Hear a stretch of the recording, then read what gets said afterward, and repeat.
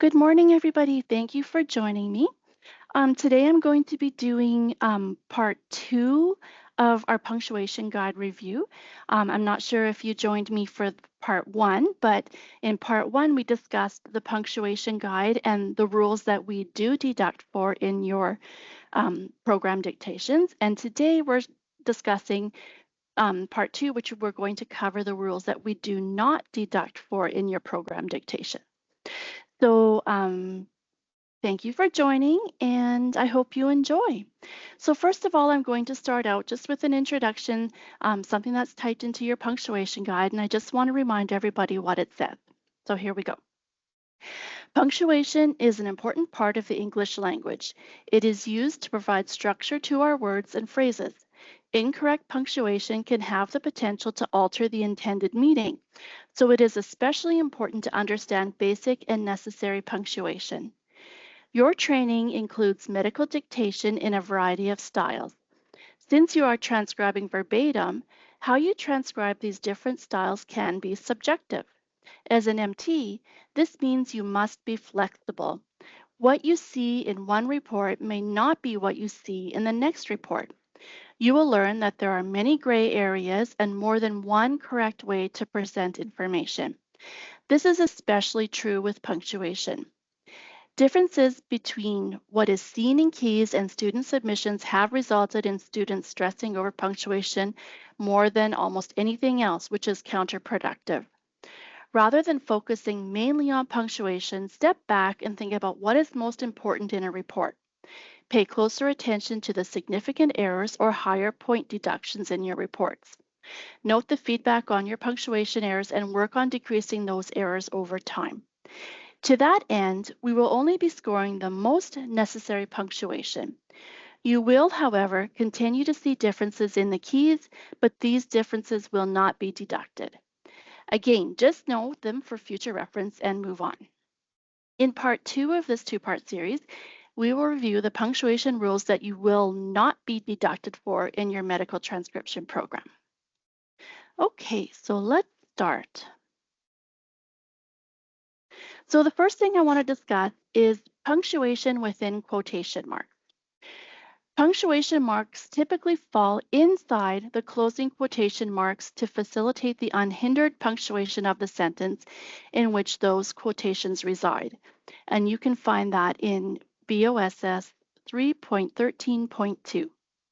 So let's try an exercise. So here's our sentence. You'll notice that there is no punctuation in this sentence. And so what I want you to do is kind of take a look at the examples I have below and decide which sentence is punctuated correctly. And like I said earlier, please do not enter your answers until you give everybody a chance to look them over. So the patient stated, "I had surgery for that when I was younger." So which selection do you think would be punctuated correctly? And we'll just give everyone a minute to look them over.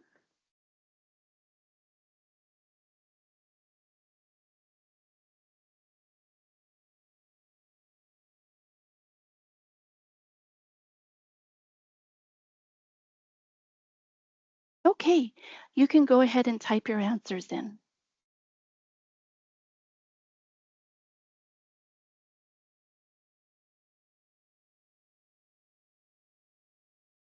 Perfect. D is the correct answer. So you notice the punctuation marks are, the period is inside the punctuation marks, and that's exactly what that rule tells us to do. Great. Okay, so next.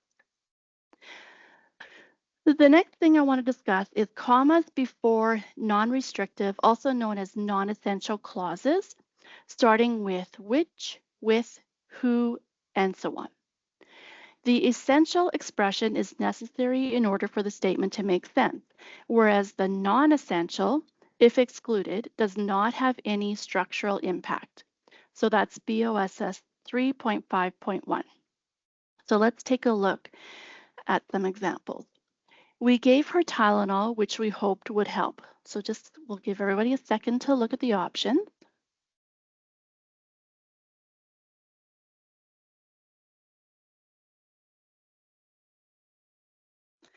Okay, so which one do you think is correct?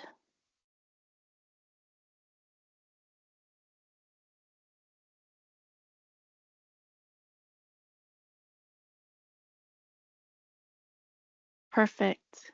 A is in fact correct with the comma before which. So let's look at something here. Here's a tip for you. The word that often introduces essential clauses and no comma is used, while the word which, whoopsies, sorry, often introduces non-essential clauses and a comma is usually necessary. So there's kind of a little tip. If you see the word that, you know that most of the time you will not need a comma before it. Okay, so the next thing is commas following prepositional phrases. A prepositional phrase is a group of words that begins with a preposition and ends with a noun, pronoun, or noun phrase. So let's take a look. Without explanation, the patient left the hospital. So which example do you think is correct? We'll just give everyone a second to look.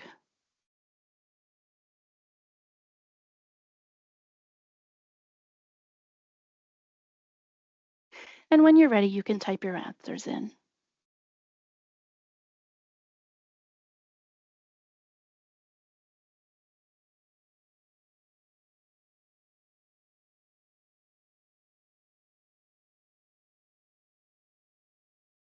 Okay, let's take a look at the correct answer. The correct answer is actually B. Without explanation, the patient left the hospital, so no comma. And let's look at a tip. If you reverse the text, you will have the patient left the hospital without explanation. Therefore, the comma is not needed. So that's a little tip for you is that if you kind of put the beginning of the sentence at the end, and if it makes sense, then you don't need that comma. Okay, so let's look at interrupting elements. So commas are used to set off words, phrases, and clauses that interrupt the flow of the sentence. And that's Book of Style and Standards 3.5.2. And let's look at some examples. The patient, I believe, has already been seen in the orthopedic clinic. So I have two examples for you to choose from, and we'll just take a quick look and then we'll let everybody type their answers in.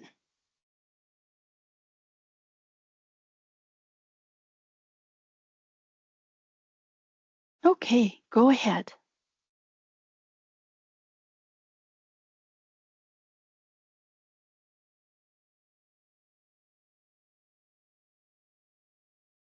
That's right. The patient, comma, I believe, comma, has already been seen in the orthopedic clinic. So this, I believe, is interrupting the sentence. And if you took it out, the sentence will still make sense without it. The patient has already been seen in the orthopedic clinic.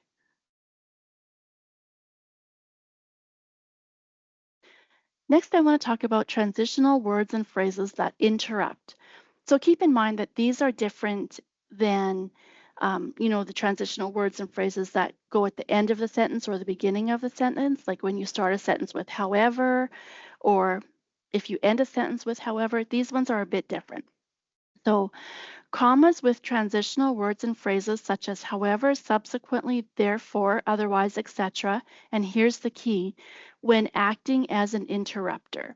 And this is Book of Style and Standards 3.5.5. So here's an example. The patient will, however, be seen in 6 months for a follow-up. And so take a quick look at the examples that I have and let me know in a second here which one you think is correct.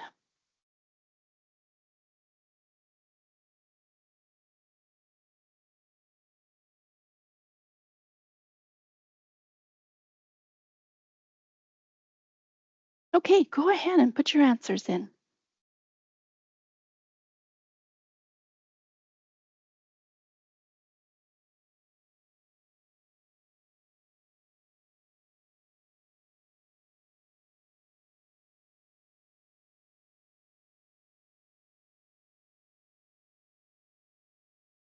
Okay, so keep in mind that we're discussing the interrupting um, word. So similar to the rule that we talked about before, We have to surround the interrupting word with commas. So the correct answer is C. The patient will, comma, however, comma, be seen in 6 months for a follow-up. And if you take out that however, the patient will be seen in 6 months for a follow-up. The sentence makes sense. So that, however, is interrupting the sentence. Let's try another one. The patient was subsequently discharged home the next day. So there's 3 examples there again, and let me know which one you think is correct.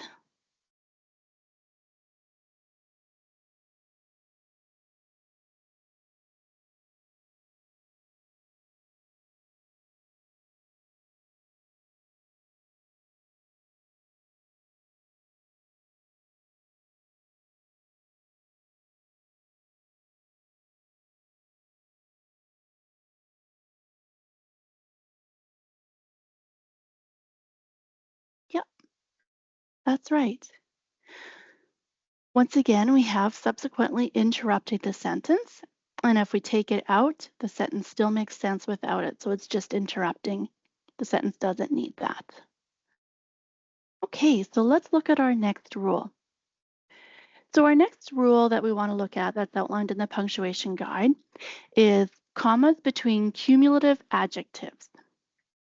So in clinical documentation, commas are frequently omitted from the series of demographic descriptors, and that includes age, race, ethnicity, sex, used to identify the patient. And so that's Book of Style and Standard 3.4.1. So let's take a look at an example. Here's my sentence. This is a 40-year-old African American male patient. So how do you think that sentence should be punctuated? We'll just give everyone a second to look at them.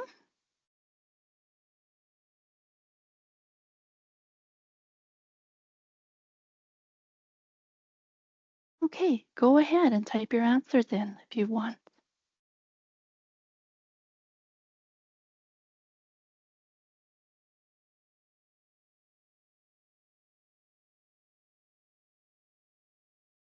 This is good. I'm seeing a good variety of answers typed in, and that's good because that means I'm teaching you something today. Okay, so the correct answer is B. There's no commas because if you remember, it says that the commas can be omitted between the demographic information. So 40-year-old African American male patient, no commas. B is the correct answer. So good job. All right, let's look at the next rule. Afterthoughts. So use comma to set off words, phrases, and clauses that are loosely added onto the end of a sentence, and they often express the opinion or tone of the speaker. And that's Book of Style and Standard 3.5.4. Let's take a look at an example. So the patient was asked to keep a journal of her blood sugars, if I recall. So out of these 2 examples, which one do you think is correctly punctuated?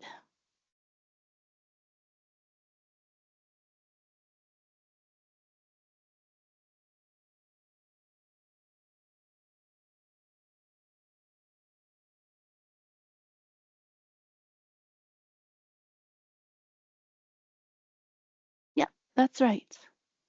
The correct answer is A. So this, if I recall, is, just extra information that they added that isn't necessary. Just kind of expressing his opinion or what he thinks. So A positives. Use commas to set off an A positive or an expression that provides additional non-essential information about a noun or pronoun that immediately precedes it. So Book of Style and Standard 3.5.3. So let's take a look at an example. Joan, the patient's mother, signed consent for the surgery. So take a second to look at these examples and then let me know which one you think is correct.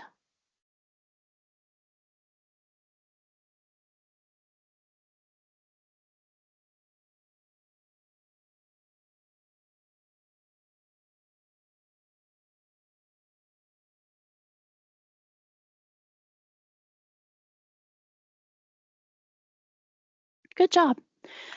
So the correct answer is in fact D. So Joan, that's the noun or pronoun. The patient's mother is providing more information about Joan, saying who she is.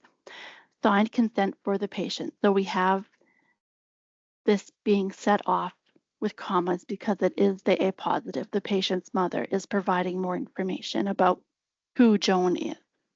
So good job. Let's look at another example for this rule. My first suggestion to start her on steroid treatment was met with immediate opposition by the patient. So which one do you think is correct? And we'll just give, I know there's a lot of, maybe the words are small on this one because there's a lot of text, but let's just give everyone a minute to take a look.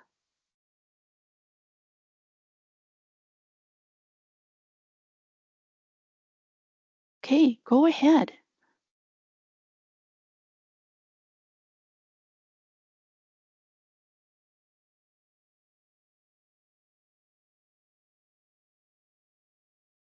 Yep, that's exactly right.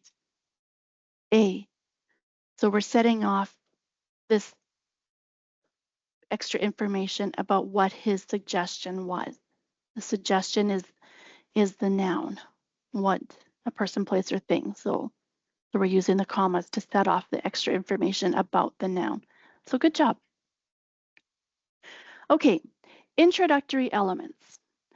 Do not use a comma after most introductory adverbs or short phrases, less than 5 words, that answer the questions when, how often, where, and why. And that's Book of Style and Standard 3.4.4. So let's take a quick look at a couple examples.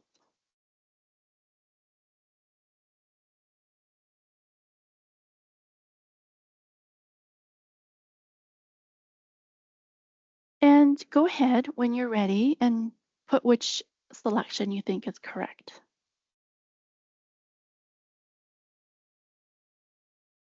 That's good. We have a variety again, and that's good because I'm happy to teach this. The correct answer is A, without the comma after this morning. And that's because it's less than 5 words, it's 2 words, and it's answering the question when. So we do not need the comma after this morning. I have another example for you. Occasionally, he will feel the pain in his right leg. So go ahead. I know this one's probably easy now. Go ahead and put in what you think is the correct answer.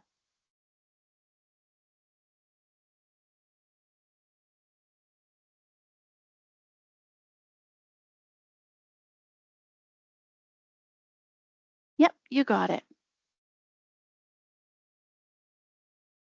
I'm sorry. This is actually A. I had the letters mixed up, but just ignoring the fact that I have the wrong letter here, you are correct with no comma. So A is the correct one. Sorry, I had the lettering mixed up. I apologize for that. No confusion. I hope the correct answer is no comma after occasionally. It's less than 5 words, and it's also answering the question when. Okay, so let's look at another example. By the time of discharge, the patient was pain-free and ambulating well. So a couple examples here, and let me know which one you think is correct in just a second.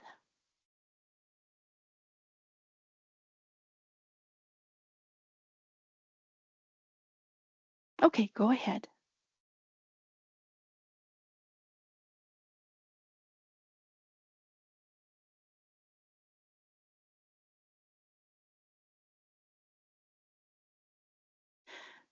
This is a this I've tricked you guys. The correct answer is A this time. Even though it says when, we have 1, 2, 3, 4, 5 words. So because it's 5 words, we would have to put the comma there. So remember that the rule said less than 5 words. Because this is 5 words, we can put the comma there, even though it's answering when. Whoops, because it is 5 words. So good job. Okay, I have one more comma question for you for this one. As you know, he was seen last week for the same issue.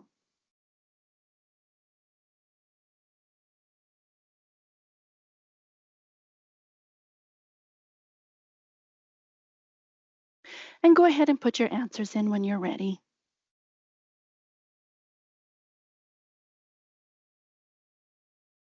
Right. We need that comma. This isn't answering one of the questions that was outlined, even though it's less than 3 words. It's not answering one of those questions, so we can use the comma. So moving on. Items in a complex list. So it says use semicolons to separate items in a complex series or a series in which at least one of the items in the series contains internal commas. And you can find more information in Book of Style and Standards 3.7. So let's look at an example. So vital signs include a temp of 36.5, BP 118/70, respiration 23 unlabored, and a pulse of 62. So take a look at the examples and let me know in a couple seconds just which one you think is correct.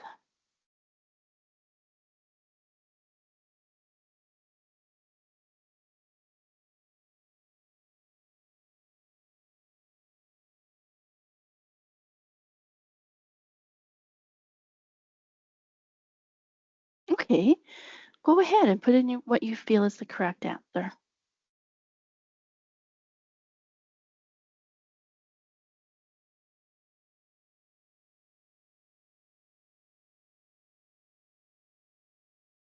Okay, perfect. Let's take a look.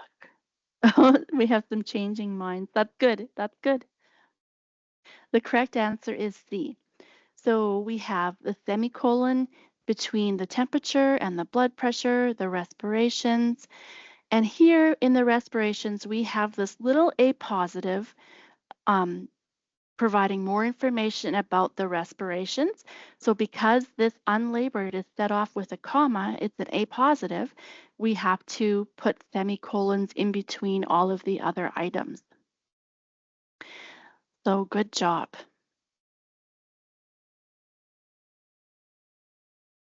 So the next thing is suspensive hyphens. So use a suspensive hyphen after each incomplete modifier when there is a series of 2 or more hyphenated compounds that have a common last word or base. This is Book of Style and Standards 3.8.10. So these suspensive hyphens are usually together with compound modifiers. So let's look at an example. We made a 3 to 4 inch incision in the right lower quadrant.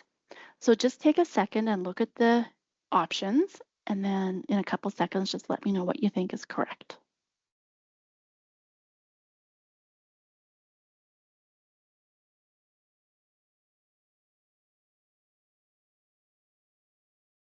Okay, go ahead.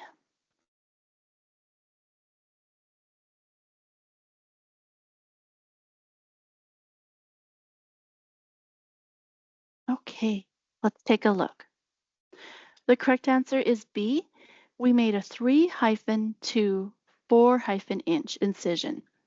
So this 4-inch is your compound modifier, 4-inch incision, but it's kind of got this 3, which could also, would like it's there, pardon me, is sharing the same, which is the inch, because we could say 3-inch incision. So we have to use hyphens to separate, um, sorry, a suspensive hyphen. We have to use the suspensive hyphen and then the 2 in between. Good job. Okay, hyphenation of prefixes and suffixes. And this is a really common one. Do not use a hyphen after common prefixes, and that's Book of Style and Standards 3.8.9. So let's take a look at an example. Exam of the lower extremity revealed a non-painful left great toe. So just in a second, take a look at the examples and let me know which one you think is correct.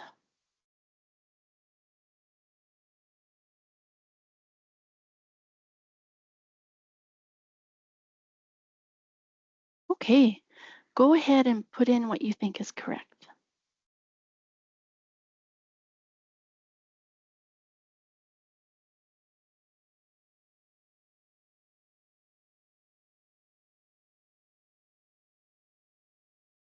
Correct answer is C.